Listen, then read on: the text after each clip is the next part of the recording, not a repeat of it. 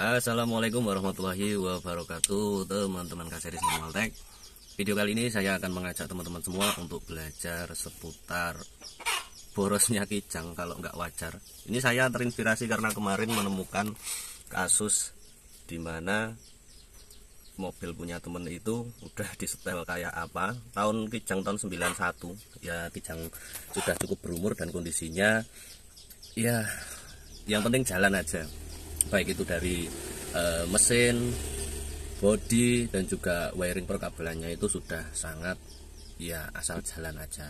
Dampaknya mobil itu borosnya enggak nalar.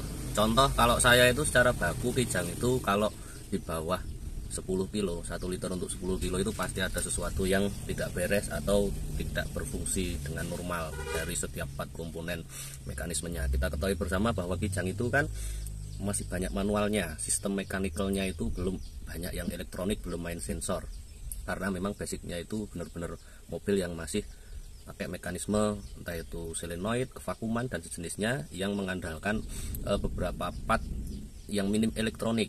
Artinya ya tetap ada elektroniknya, cuma dia itu banyak yang mengandalkan dari kevakuman intake. Contoh ya ada emission control dan juga ada idle up, AC, kemudian juga ada vakum advent yang ada di delco. Nah, kalau mobil jenengan itu dirasa kok borosnya itu nggak nalar dan dites pakai botol yang pernah saya buat itu masih kurang dari 10 kilo tanpa beban dan mobil kondisi normal, istilahnya pelek, terus juga nggak ceper, bener-bener normal kok masih boros. Nah, ini saya akan mengajak teman-teman untuk bahas satu ini, dan yang belum paham tahu cara kerjanya part ini, kita akan bareng-bareng belajar. Selama ini cuma lihat tapi nggak tahu fungsinya untuk apa. Sebelumnya subscribe dulu. Kalau ada pertanyaan silahkan di kolom komentar tulis, sebisanya nanti akan saya jawab. Nah teman-teman, di video kali ini saya akan membahas dan mengenalkan tentang komponen part yang namanya ini kijang. Itu meskipun mobil tua tapi nggak basic amat, tetap ada komponen elektronya. Nah, di varian Grand Extra atau varian mobil kijang tahun 93-an lah. Nah, ini teman-teman akan menemukan yang namanya modul emission control. Nah, kalau di kijang lama yang tahun 90-an itu ada di dekat pedal sopir. Di atasnya warnanya juga coklat atau abu-abu, bukan hijau seperti ini, tapi secara mekanisme rangkaiannya sama. Nah, mungkin teman-teman sering melihat ini. Bentar, tak nyopot kok agak susah ini, soketnya masih nggak pernah dicopot.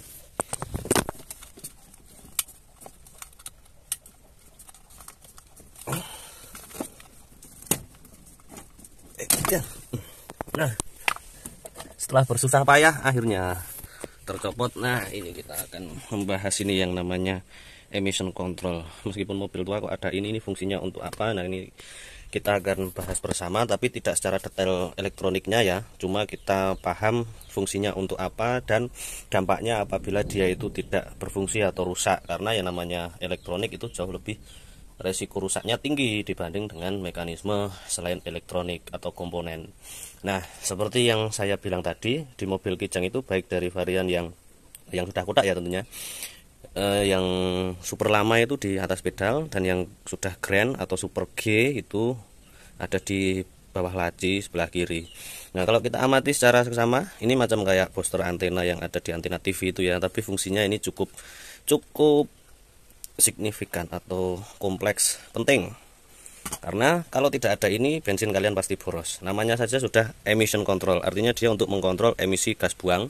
Sehingga kalau tanpa ini mobil tetap bisa hidup aslinya, cuma bensinnya borosnya agak lumayan. Karena nanti kenapa bisa boros? Nah, ini teman-teman. Jadi modul ini itu adalah modul yang memikirkan atau mengontrol atau memanajemen untuk solenoid stasioner, untuk menghidupkan dan memutuskan solenoid stasioner. Nah, ini saya ajak ke depan. Nah, selama ini kita mungkin baru memahami bahwa ini solenoid ini panjeran ya, stasioner.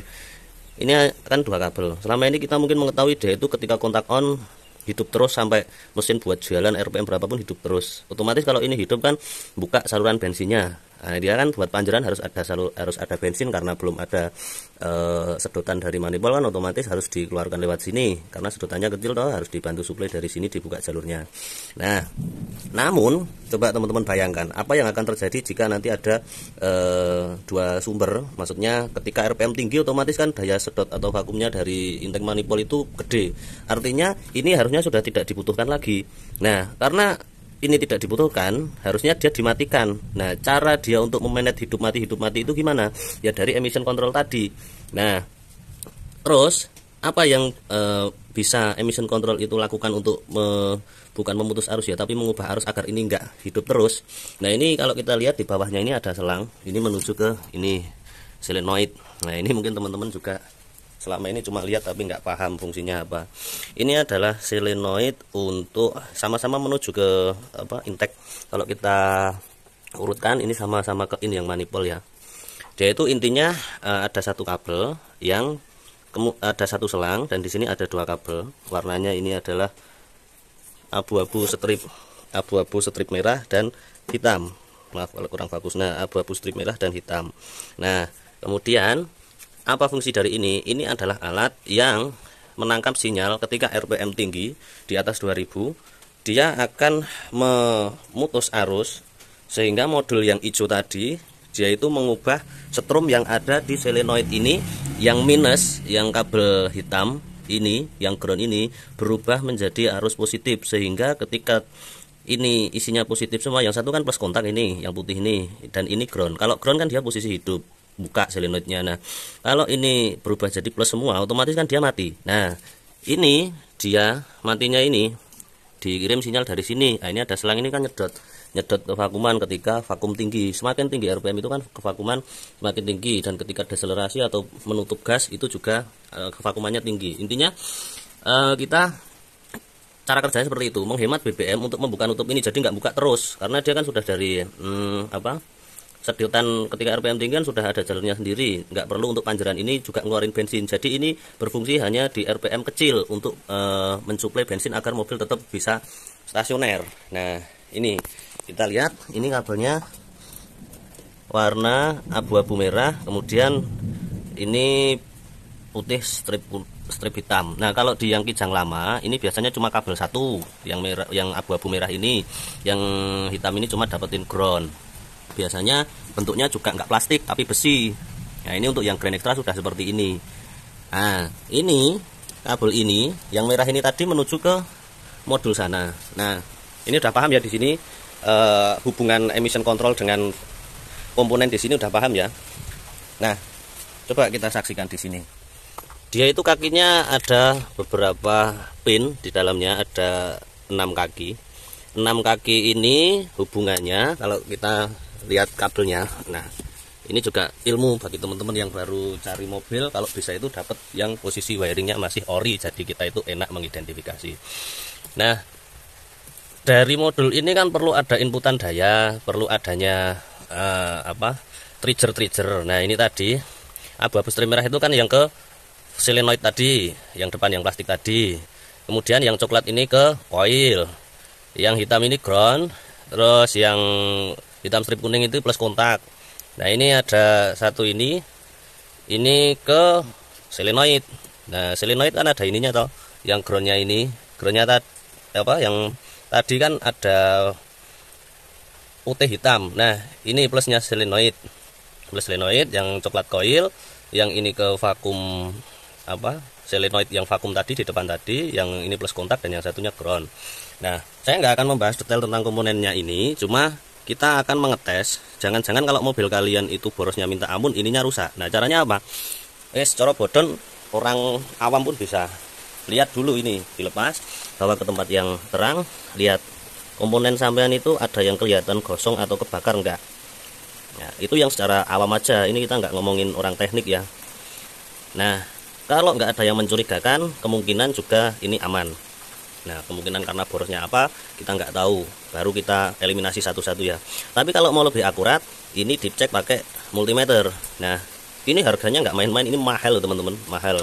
Soalnya udah nggak keluar, dan kalau ada ya copotan, harganya kan tergantung deal-dealan sama penjualnya, karena ini barangnya udah nggak ada yang jual, mobil tua, ada pun paling copotan. Nah, jadi fungsi ini ada IC, satu IC ini yang berfungsi untuk menjadi controller. Ada dari modul kan jelas, ini kakinya ada 8 toh.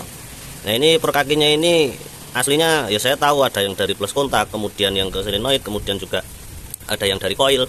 Nah, tapi saya nggak mau membahas itu karena dibahas pun teman-teman mungkin nggak begitu paham. Di channel lain juga sudah banyak yang bahas tentang kaki-kaki ini. Yang jelas saya mau hanya membagikan apakah kalau mobil teman-teman boros ini rusak atau enggak. Ini nanti mau saya akan buktikan. Jadi ketika secara fisik dia nggak masalah, kita bisa abaikan ini. Nah, sekarang kita akan masuk ke pembuktiannya apakah ini normal atau tidak. Itu dengan cara mudah menggunakan taspen saja. Oke, ini saya pasang dulu ya. Saya rapikan kabel-kabelnya. Nah, tadi nyopotnya juga kalau ngerusak beberapa komponen karena ini kalau di Grand Extra agak sembunyi. Oke, nanti kita akan membuktikan. Oke, teman-teman, sudah saya replacement kembali tadi modulnya. Nah, sekarang kita akan membuktikan dan mempelajari cara kerjanya modul tadi, apa dan bagaimana atau mekanisme kerjanya, sehingga nanti akan tahu teman-teman fungsinya itu seperti apa dan efisiensi yang dihasilkan itu bagaimana. Nah, ini kita cuma pakai taspen DC aja. Siapkan taspen DC, kalau nggak punya ya pakai lampu pijar rating itu nggak apa-apa, yang penting lampu lah yang paling enak untuk ngetes. Nah, oke ya teman-teman, kita mulai yang pertama. Ini bisa buat ngecek mobil kalian kalau benar-benar kelihatan borosnya nggak normal tapi bisa jalan. Nah, ini kita tes apakah ada kerusakan di sistem emission control teman-teman yang nggak normal. Nah, dengan taspen ini kita pahami dulu fungsi dari solenoid ini stasioner. Nah, ini kan difungsikan ini loh, difungsikan untuk membuka bensin ketika mesin belum hidup. Nah, ini untuk panjeran. Nah, di sini ada 2 kabel, tentunya ada plus dan min karena dia sistemnya hanya sebagai kayak saklar untuk buka nutup kayak keran rumah. Nah, ini ada soket di sini, ini sudah saya lepas, ini soketnya. Nah, ini teman-teman, ini ada yang satu plus kontak dan satunya ada yang main dari emission control tadi. Jadi mainnya ini itu bukan main yang dapat body itu enggak, tapi mainnya itu harus lewat emission control. Kalau lewat body, sebagian mobil tua itu masalahnya boros itu karena ini dilangsung akibat emission controlnya rusak atau karena mungkin mekanik bengkelnya kurang paham sistem kerjanya. Nah, ini yang kabel hitam strip kuning pasti plus. Nah, ini belum ada arus karena kontaknya belum saya hidupkan. Nah, ini coba saya masukkan taspen. Kemudian nanti diperhatikan ya teman-teman, ketika kontak saya on kan, nanti taspennya dilihat apakah hidup atau enggak. Nah, ini saya kontak dulu ya.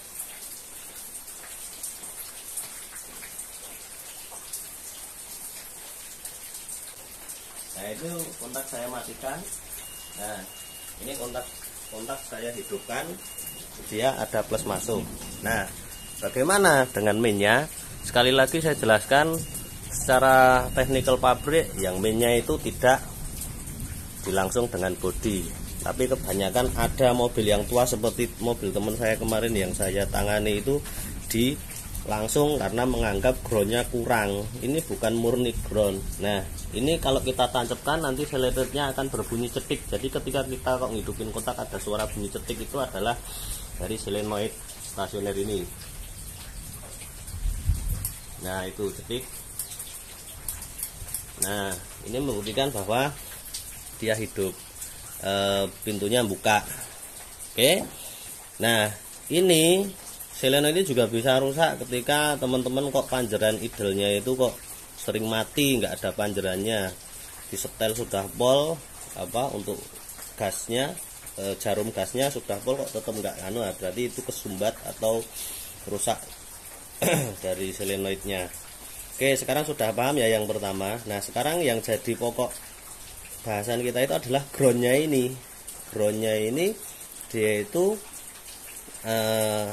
vakum kontrol tadi, modul kontrol tadi masih normal atau enggak, kita cek dari groundnya ini. Caranya adalah sekarang kita rubah yang ini, taspen ini sekarang kita balik. Ini yang harusnya dapat body, kita dapatkan main solenoid. Lanjut, ini kan kalau kijang tadi tak ulas lagi, yang putih itu malah jalur main, yang hitam strip kuning itu justru plus kontak ya. Nah, ini saya sudah membuat coakan di sini, sebetulnya eman-eman, tapi karena untuk subscriber nggak masalah. Kita pakai mainnya ini, mainnya taruh di main solenoid, kemudian plusnya dapetin sampingnya, tapi berhubung takut konslet karena berdekatan, tak ambilkan plusnya dari aki. Nah, oke, dia hidup ya, buktikan bahwa masa di solenoid ada, dan plusnya ini plus, kita kontak. Nah, ini kita akan mencari tahu emission control kita itu bekerja atau enggak. Nah, kalau enggak bekerja kan nanti kita benerin ya modul kontrol tadi. Nah, ini ketika saya RPM gede harusnya lampu itu mati.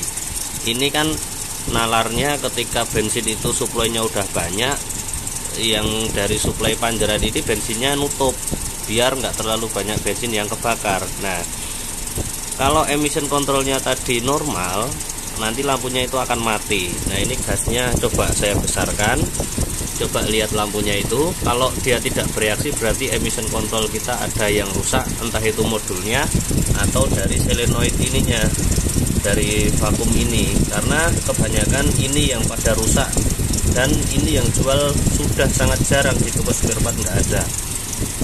Saya curiga mobil saya ini rusak karena beberapa akhir ini kok boros, nggak kayak dulu lagi. Tuh, dia lampunya nggak mati, artinya emission control saya itu modulnya nggak jalan. Nah, berarti fix ini ada yang rusak solenoidnya atau emission controlnya. Kalau dia normal, harusnya ketika saya gas gede lampunya itu mati. Asumsinya ketika gas gede, suplai bensin yang nyedot udah banyak, yang dari panjeran itu dia harusnya mati, gitu teman-teman. Oke. Nah, ini ada kasus baru, berhubung ini sudah ketemu penyakitnya apa, kenapa kok agak lebih boros. Berarti di video selanjutnya kita akan memperbaiki modul kontrol, atau kita ini perbaiki ininya. Oke teman-teman, sementara sekian dulu. Cek mobil kalian apakah emission kontrolnya juga bermasalah. Kalau bermasalah, mari kita perbaiki bersama-sama. Oke, lanjut di part 2 ya teman-teman, karena ini mungkin terlalu panjang. Terima kasih. Wassalamualaikum warahmatullahi wabarakatuh.